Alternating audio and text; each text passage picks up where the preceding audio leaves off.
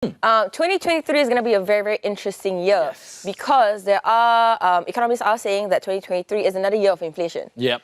So that means that prices are going to go up. We already know prices are going up. Yep. Right? Eggs, cost of chicken, cost of basically even bakers are actually in a crisis right now because the cost of baking goods are also going up for 2023. Yep. So how are we as a normal rakyat supposed to save money but our pay essentially stays the same? Exactly. That is what we're going to be talking about. It's a bit of a hard topic, but we try to ease it in as much as possible on this first day of the year.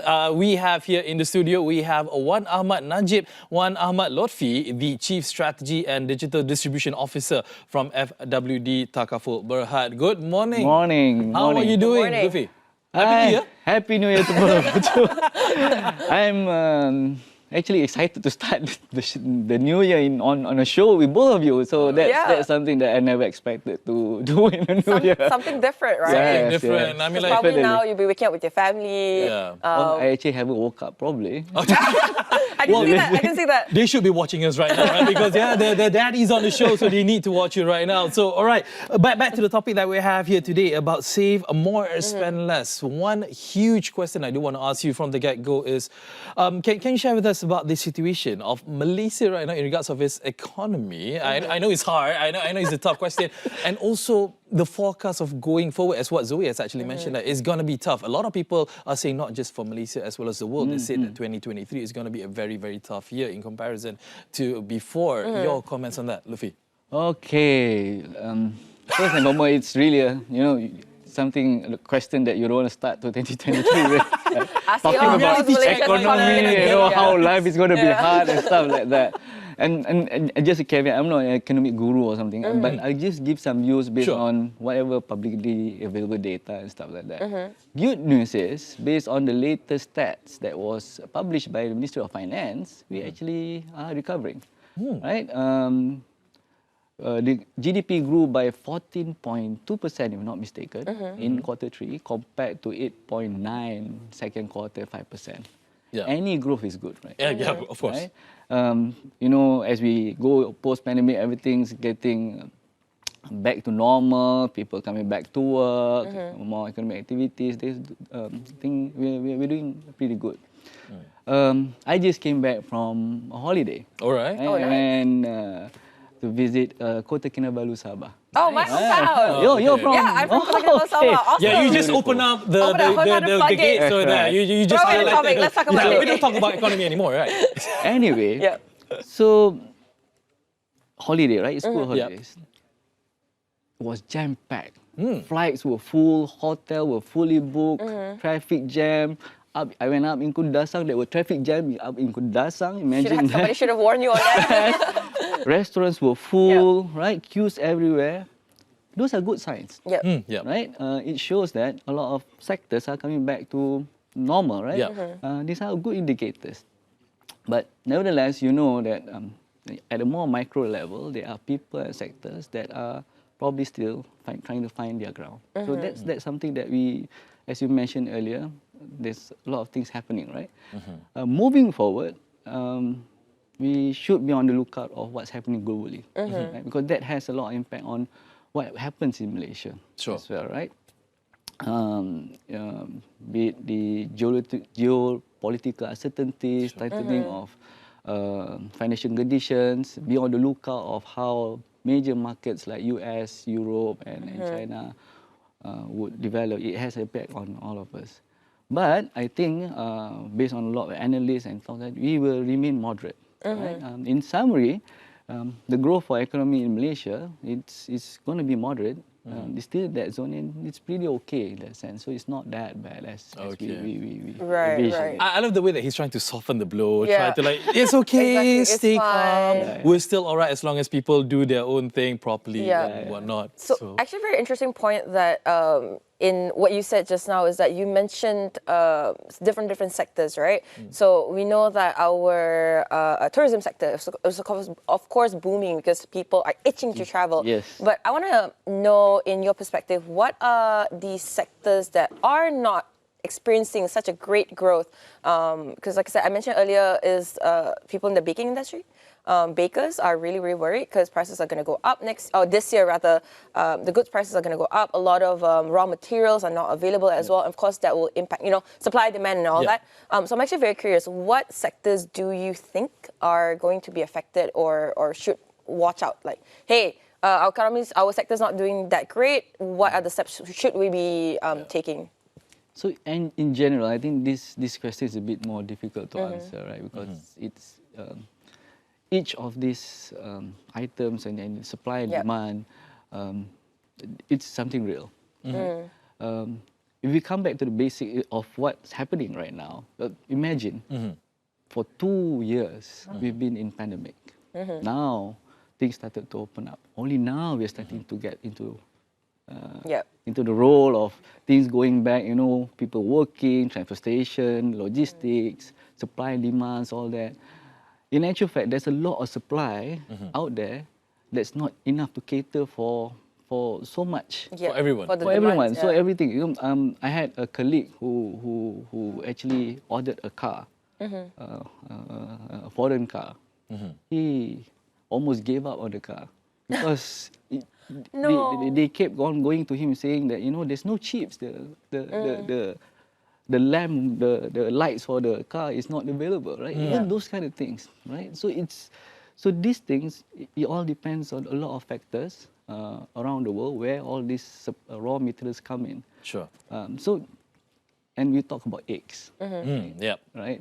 How eggs are getting more expensive. Because eggs, you're talking about bakery, and obviously to bake a cake you need eggs, right? For non-vegan cakes, right? Non-vegan ones. Yeah, that's another topic in myself, but yeah. But the real fact is, eggs, why is getting more expensive? It all has to do with chicken. Why is chicken getting more expensive? The supply and demands are again, more demands are there, supplies are not enough. When supplies are not enough, all these things even coming back, because as we see, as consumers, we always look at the end product. But we don't care too much about what the other components that comes in along the chain. Right. We know that to breed a chicken, you need chicken food, right? That itself the price has high. Has gone so up. That's a bit of a domino effect, isn't it? Because everything is being everything is being affected. Yes, it's a domino effect, a chain reaction. Simple as the food of the chicken goes up, chickens become more expensive, right? More beauty pageant kind of chicken. Then you have the transportation availability, low risk availability, drivers unavailabilities and all that. Manpower itself, fuel hike and stuff like that. Every single piece of this has an impact. So when it goes to that, imagine all the sectors that we have in be it production, be it textile, all has all these components. So it's difficult to say which sector in particular. Right. But we in general, a lot of us just need to be mindful of how we manage the cost of each. If we're running businesses, we need to be able to know how we start managing all these costs, because definitely Yeah, exactly. Because at the end of the day, regardless of whatever industry that you're in, you're somewhat connected in one way or another. Hence why, should one tends to have a bit of a decline, others would be affected as well. But coming back to the topic that we have here about save more and spend less, which you are obviously a master of, is what you're here on the show. Again, the term save for a rainy day has been uttered multiple times throughout the year. Ever since we were kids even, we've known this phrase to heart, save for a rainy day. Or in Malay, it's sediakan payung sebelum hujan. Sediakan payung sebelum hujan lah. But when we talk about the financial aspects of it, there's no doubt that you need to do this, as what we have witnessed back during the pandemic era. Back in 2020, a lot of people were not ready, hence why they didn't save as much, they didn't know what to do and whatnot. So there's not enough degree of importance for me to highlight this to you, but obviously we do want to hear what you have to say about this particular phrase, save for a rainy day, how significant, how important it is, and how should one practice such habit? Okay, save for rainy days. Right? I think it goes without saying saving is a must. Right? the fact of the matter, in Malaysia, based on the financial literacy survey or something by Ringgit Plus and the Financial Accreditation Network, I think 19%, this is a survey conducted in 2020, 19% of Malaysians does not have any savings at all. 19. 19%. Wow, that's a lot. Right? And about, I think, 50% of Malaysians have trouble coming out with emergency funds of even 1,000 ringgit. Right? That's okay. And a year after that, Bank Negara Malaysia did another survey. Again, the survey came out about 47% of Malaysians still not able to produce emergency funds. Right? These are real issues. If you look at saving for rainy days, you spoke about the pandemic. Right? Yeah. You remember the pandemic hit, everybody wasn't ready. Some got really sick. Some of them, not nice to say, but face unexpected death. Yep. Right? Breadwinners of families, not ready. Imagine bills to pay, rent to pay, or house to pay, right? They don't have enough. With 1,000 ringgit, obviously you can't do much anyway. That's the 50% of Malaysians who has 1,000 ringgit. Yeah. But what about those who are not ready with all this and suddenly pass by and, right? Yeah. So there are a lot of mechanisms, instruments out there to help us do this. First, you need to do that safe, regular saving. Right? That itself, based on another research report by Perbandaran Insurance Deposit Malaysia, where my brother works, PIDM, says that a lot of Malaysians save when they can and not regularly. That's another, right? The good thing is that younger ones, between the age 35 below, somewhere around your age, do actually save on a more regular basis, on a very disciplined basis. So that itself is one thing that we need to inculcate in a lot of people. The other thing is also to prepare for other financial instruments when you save, because save itself is ensuring that you have a financial safety net. So another instrument is through insurance and takaful, right? You ensure you pay a bit more, set a bigger sum of money in case anything happens, because you don't know what to expect, right? Yeah. The good thing about the future, right? We've been running this program Fund for Life at FDB Takaful with our partner Arus Academy for students, primary and secondary students across Malaysia for 3 years. So the younger ones, they understand this. They appreciate this saving for rainy days a bit more. So I hope that this spirit the younger ones capture should go out to adults like Malaysian, like people like you and me. That's what I was about to bring that up, is in terms of saving, because I've been told to save my entire life, essentially, right? Yep.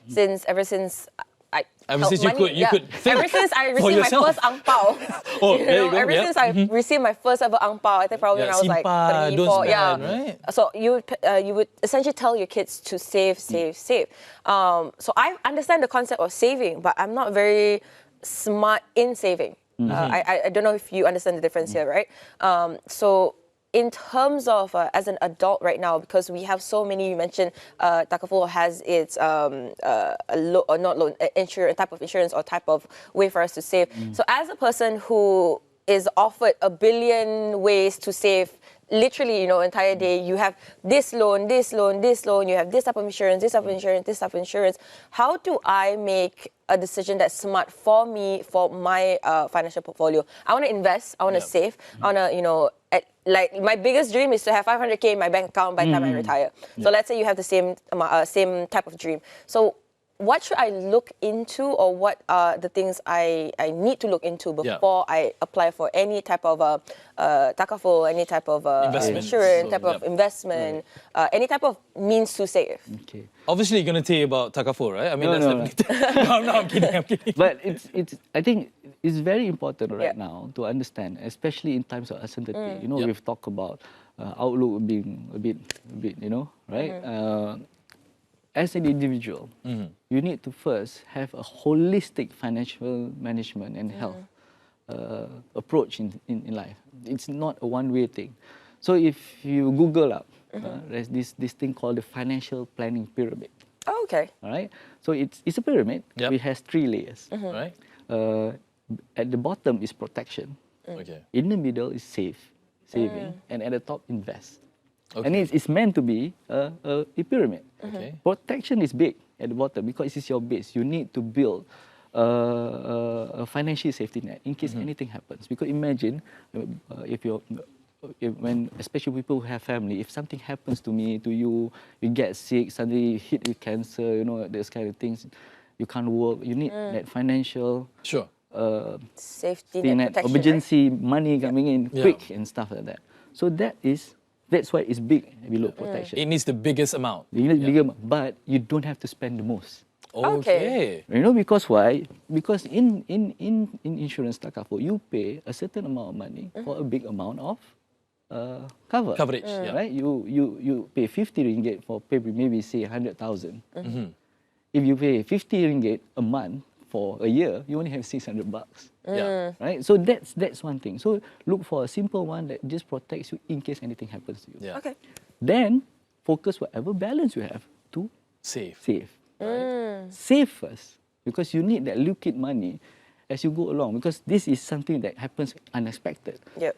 Saving allows you to have a fund that allows you liquid money if anything happens in you know, day to day or something. You know, you Your need car to breaks down, and you need to spend on kids. yes, Yeah. right, School school supplies, opening up, or just really, you know, put a pound or Or you lose want a to buy a new pound. car because you want to impress your in-laws. No, that doesn't count, right? No. Okay. Now we know how Mio impresses his in-laws. So, you know, those kind of things you Yep. save, right? And there are a lot of rules out there. 30% of what you earn, you put it on first, you know. 10% of what you you earn, know, adopt. The point is save. Save. Okay. Put aside some money. All right. Then you have invest. Right. The smallest, the smallest portion Because of it. investing, you know, all of us like stock investment, likes to talk about making money. Yeah. You have to ask yourself, is that the priority in your life at that point of time? Okay. Okay. It's all these surpluses. Because all this financial pyramid is on top of what you're already using every day to buy for your needs, right? Your groceries and stuff, and also to pamper yourself sometimes. Right? Okay. All right. Very, but very interesting. is that pyramid does that pyramid only fit for people who have the financial means to do it? Or So anybody let's say, can do it. Yeah. So let's say I'm a family of 5 and I only earn 1,500. That's not enough to cover. I can't follow the scheme essentially, right? Yeah. I can't follow the pyramid essentially. So what do I do if I'm not from a background of you know, I don't earn a lot? So this is a very, very, very important question. Yeah. Because I'm also a firm believer in financial inclusion. And a lot of times when we talk about providing for the lower income community about financial instruments, there's a lot of instruments out there. But as of now, a lot of players, both from the takaful insurance, banking, has been providing a lot of instruments there. You don't have to have all three. Okay. Right? That's why it's focused. First, get Protection first, right. and save. And you don't have to invest. If you have 1,000 ringgit, you don't have to invest. But there are products out there that cost 2 ringgit a month for 10,000 coverage. Yeah. Oh, Oh, wow. Yeah, apparently the wash really wants to come in as well. Okay, apologize. So protection, right? Below. Yep. There's products out there for 2 ringgit for 10,000 cover.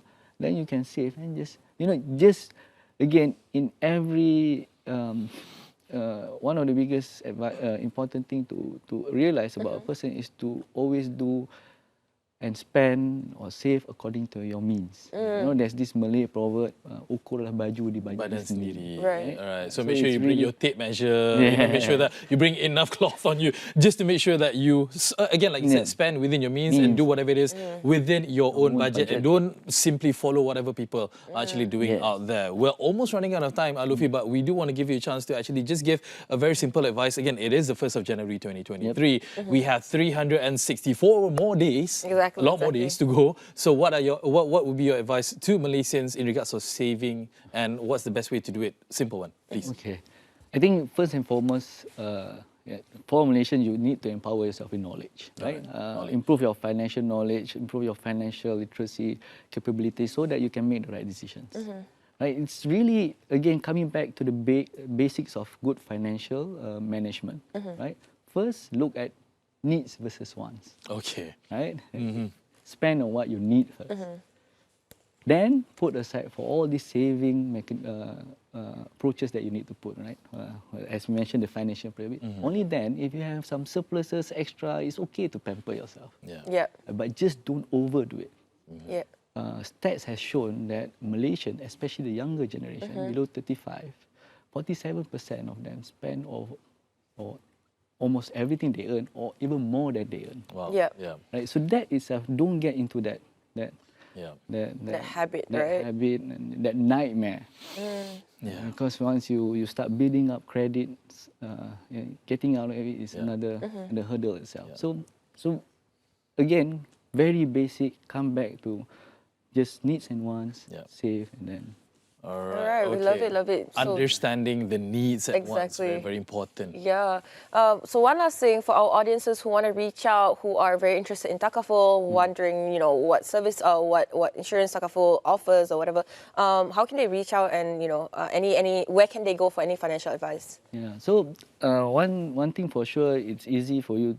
It's easy for everyone. If for Takaful, you go to the Malaysian Takaful Association's website, www.malaysiantakaful.com, I think. And there's everything's there. Everything. You know, all the players can come to. Some of you, if you're interested to get online, you can come to FWD. You want to learn a bit more, and even if you have family, kids, learn about financial literacy and about Takaful itself, you can visit fund4.life. So it's just financially portal that helps people understanding. Even adults can Yes, there. I need to. I'm gonna head there immediately after this. Definitely. Just check out online, guys. There's a lot of things happening online. You can actually get all the information there. Thank you so much to our guests here, Wan Ahmad Najib, Wan Ahmad Lofi, Chief Strategy and Digital Distribution Officer, mouthful, FWD Takaful Berhad, for joining us on this great 1st January, first New Year's Day show. Thank you so much. My pleasure. Thank you so much, Mr. Najib. After this, you can go home and sleep.